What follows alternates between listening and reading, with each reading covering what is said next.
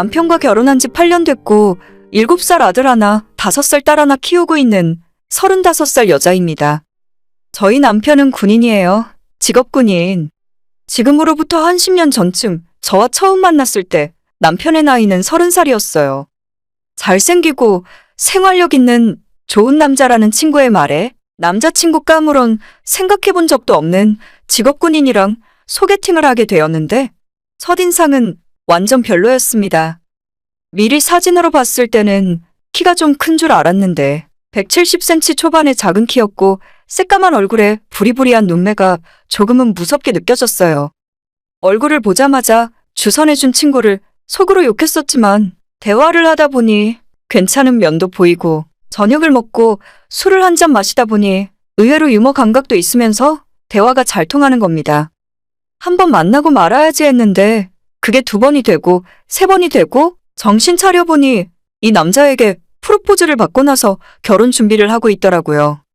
처음 연애를 시작하기 전 가장 먼저 제게 했던 말이 자기는 부모가 있지만 일찌감치 버림받아서 처내고 하나 마찬가지라 하더군요.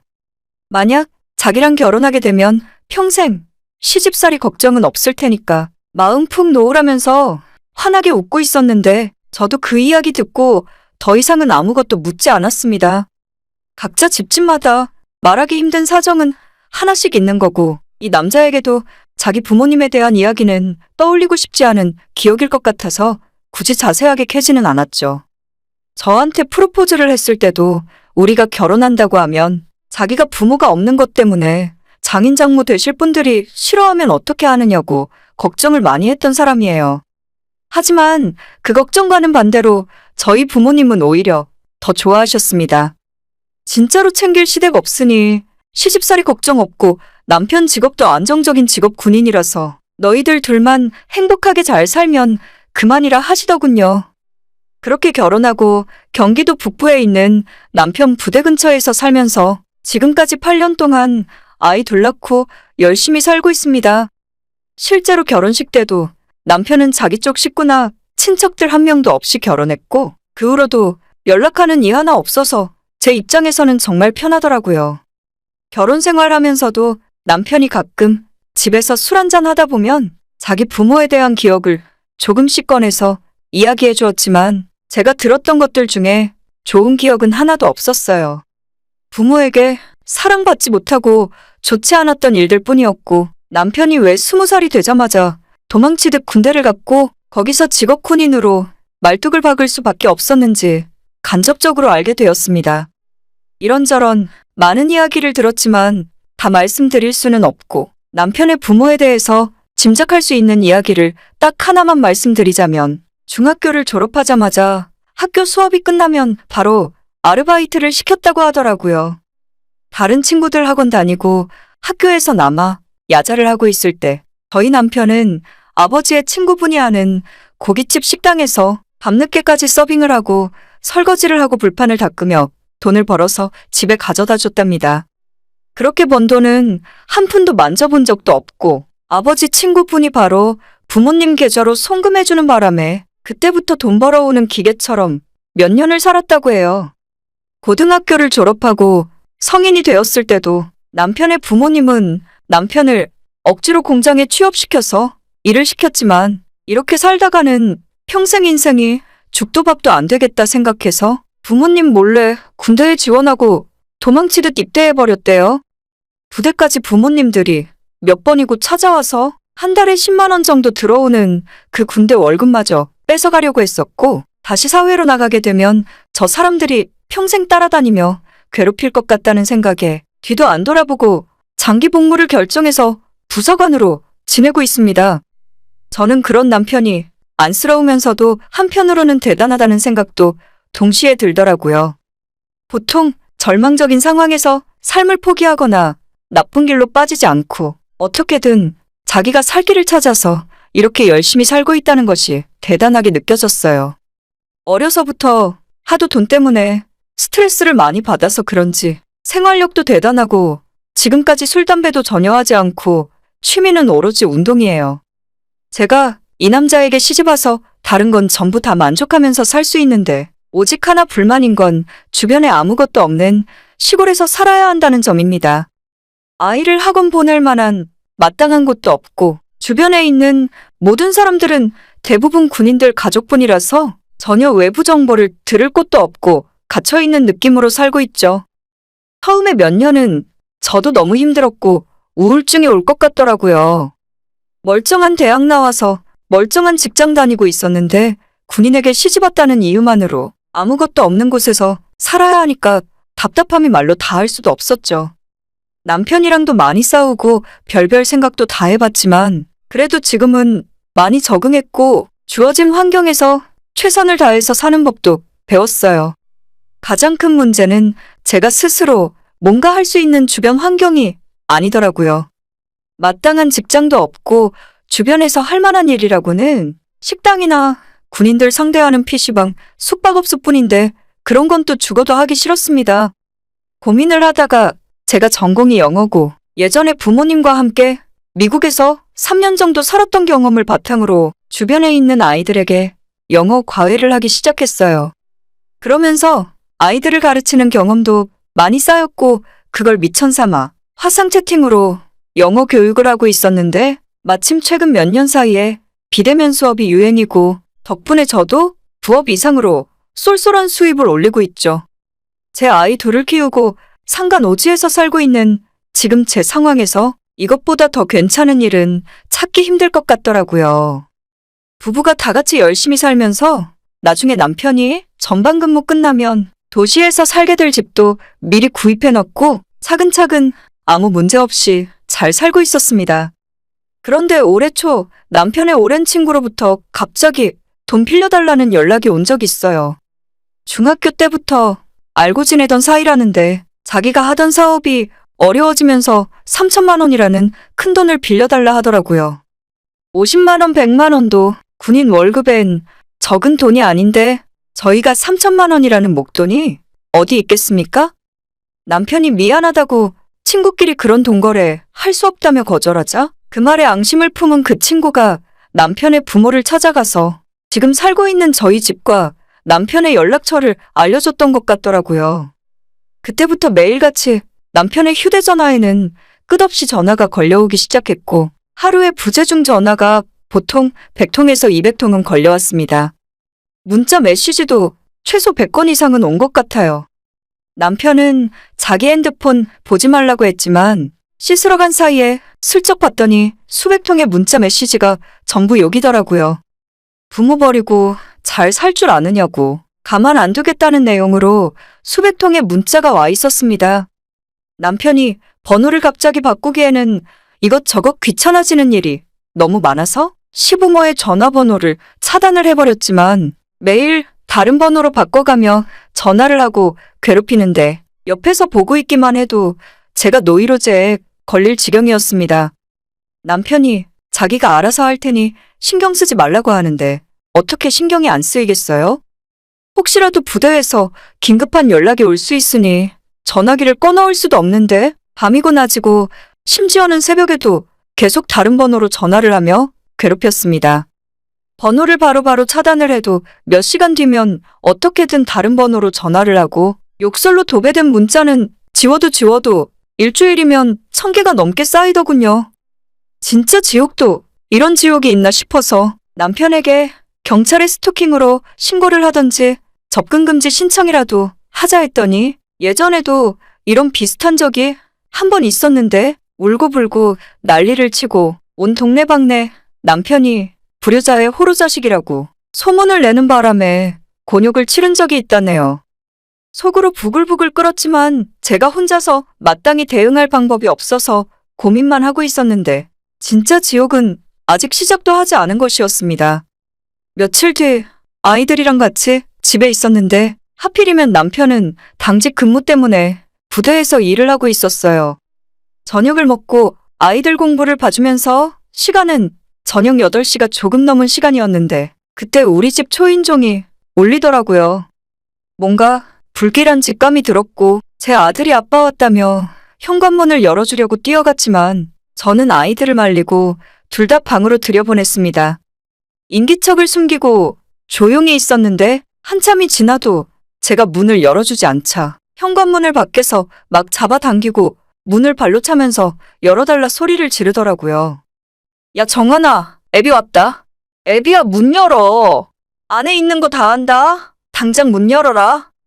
온 아파트에 쩌렁쩌렁하게 울릴 정도로 소리를 지르는 바람에 아파트에 있는 사람들이 다 그날 저희 집에 무슨 일이 있다는 걸 알게 됐을 거예요. 저희 집은 아직도 군인 아파트에 살고 있기 때문에 앞집, 옆집, 윗집, 뒷집 모두 군인들입니다. 10분 정도 시간이 지났는데도 지칠 줄 모르고 욕을 하고 문 열어달라며 소리를 지르고 있었어요.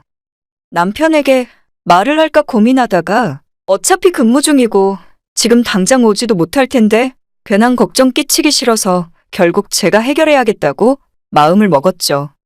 아이들에게 절대 집에서 나오지 말라고 단단히 일러두고 현관문을 열고 밖으로 나갔습니다. 처음 보는 어머님, 아버님이었는데 솔직히 그렇게 부르고 싶지도 않네요. 두 분 모두 행색은 초라했고 현관문을 열고 나간 저를 보자마자 너가 정한이 마누라냐? 라고 묻더라고요. 저에 대해서 궁금한 것도 없었고 저희 아이들이 손자, 손녀인데 애들에 대해서도 전혀 궁금해하지 않고 보고 싶어 하지도 않았습니다. 그저 자기 아들 어디에 숨겼냐고 부모가 왔는데 코빼기도 안 보이는 천하의 몹쓸 불효자라며 욕을 하셨어요. 자꾸 남편의 이름을 부르며 말씀을 하시길래 더 이상 누가 듣는 것을 원하지 않아서 일단 먼 길 오셨을 텐데 식사는 하셨냐고 밥부터 먹으러 가자고 데리고 나갔습니다. 그 시간에 문을 열은 제대로 된 식당은 없었고 김밥집에 들어가서 드시고 싶은 걸 시켜드렸죠. 한참을 굶었는지 음식이 나오자마자 허겁지겁 먹더라고요. 어느 정도 식사가 마무리되자 저는 그 사람들에게 왜 우리 남편을 찾냐고 물어봤습니다. 그래도 정상적인 대답이 돌아올 줄 알았는데 그 사람들이 하는 말은 상상 이상이었어요. 자식이 부모를 봉양하는 것이 당연한데 몇 년째 연락 끊고 그 의무를 다하지 않으니 저희 남편을 고소하겠다 하더라고요. 그 소리를 듣자마자 이거 보통 노인네들이 아니구나. 자칫 잘못하다가는 평생 코가 꿰어 고생할 수도 있겠다 싶었습니다. 요즘에 그런 게 어디 있냐고 자식들 키워놨으면 그만이고 각자 자기 인생 알아서 사는 거니까 괜히 멀쩡하게 열심히 일하는 사람 괴롭히지 말고 식사 다 끝나시면 집으로 돌아가시라고 하면서 지갑에서 5만 원짜리 하나를 꺼내서 드렸어요. 본인들 앞에 놓여진 5만 원을 보더니 누구를 거짓 취급하려고 드냐면서 바로 다시 저한테 집어 던지시더라고요.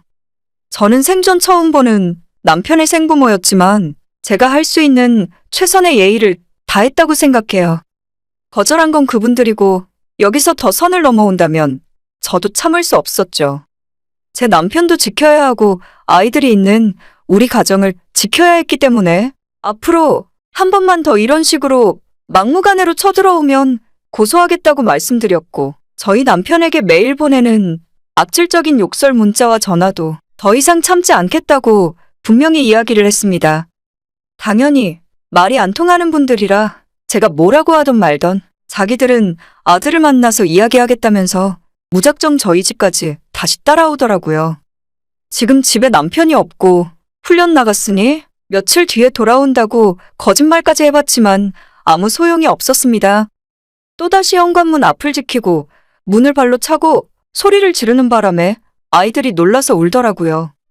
저는 두 번 생각하지 않고 바로 경찰을 불렀고 잠시 후에 아파트에 사는 다른 부대 동료가 남편에게 연락을 했는지 무슨 일이냐며 남편의 전화가 왔어요. 지금 집 앞에 당신네 부모가 찾아왔는데 나는 도저히 못 참겠으니 경찰을 불러서 잡아가라 했다고? 이걸로도 부족하면 고소를 하고 접근금지 신청이라도 해서 법의 처벌을 받게 하겠다고 말했습니다. 경찰이 왔지만 가족들 간의 문제라서 자기들이 어떻게 해줄 수 있는 것이 없다며 입으로만 어르신들 그러지 말라는 소리 몇 번 하고 가버리더라고요. 일단은 그 노인네들 행패를 듣고 있을 수 없으니 아이들 데리고 친정집으로 도망가 있었어요. 늦은 밤에 애들과 함께 2시간 거리를 운전하고 가고 있었더니 정말 화가 머리끝까지 나더라고요. 내가 내 집에서 왜 마음 놓고 쉬지도 못하는지 너무 큰 스트레스를 받았습니다.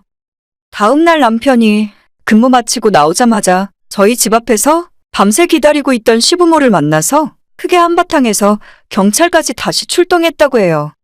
오후에 남편을 만나서 그동안 당했던 증거자료와 함께 그 두 사람에 대한 접근금지 가처분 신청을 하러 갔고, 어차피 고소하는 김에 확실하게 하기 위해 변호사 사무실을 찾아갔죠.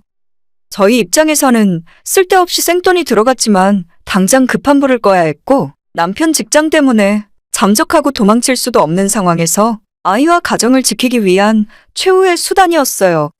변호사와 상담을 통해서 접근금지 말고도 문자 내용을 확인하더니 존속 협박으로도 충분히 고소가 가능하다고 해서 그것도 같이 신청했습니다. 제가 법은 잘 모르지만 변호사님 설명을 들었을 때는 충분히 큰 죄가 성립한다고 하시더라고요. 그렇게 신고를 해놓고 얼마 후에 법원에서 접근금지 명령이 내려졌는데 역시 그 소리를 듣고 그냥 넘어갈 분들이 아니었어요. 다시 한밤중에 저희 집을 찾아와 현관문을 두드리면 안동을 부렸고, 그때 다시 경찰을 불러서 접근금지 명령 위반이라고 이야기를 했더니 그전까지는 지켜보고만 있던 경찰들도 그제서야 부랴부랴 체포를 한 해 만에 하면서 실랑이를 벌였습니다.